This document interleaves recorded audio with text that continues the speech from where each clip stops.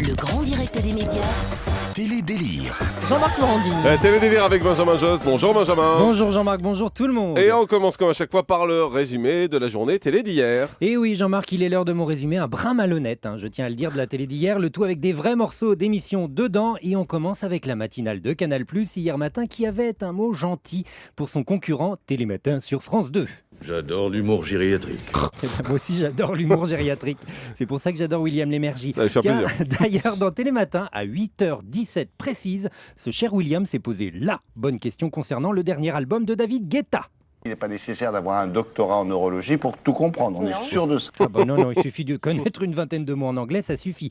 Tiens d'ailleurs, en parlant de chiffres, hier sur France 3, dans les chiffres et les lettres, une fois n'est pas coutume, une info exclusive, les quotients intellectuels des candidats des anges de la télé-réalité ont été révélés. 3, 75, 7, Ah 10, 3, 5. Alors respectivement, les 4 premiers étaient Aurélie, Geoffrey, Marie et Amélie, les anciens de Secret Story.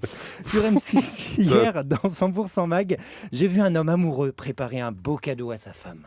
Je voudrais, s'il vous plaît, 250 grammes de crotte de chien. Un là. homme amoureux, c'est généreux. C'était quoi ça? Oh, vous allez voir, un peu de patience. Tiens, d'ailleurs, un peu plus tard, dans 100% Mag, on découvrait un autre homme heureux, et pour cause.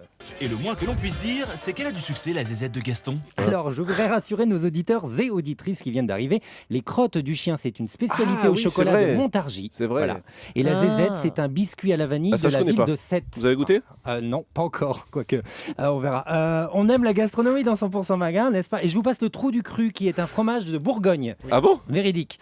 Et je voulais terminer en remerciant Motus sur France 2. Et oui, il me restait un extrait à trouver pour ce résumé télé. Et grâce à eux, je vais pouvoir... Meublé, M-E-U-B-L-E-R. Ah, vive Motus.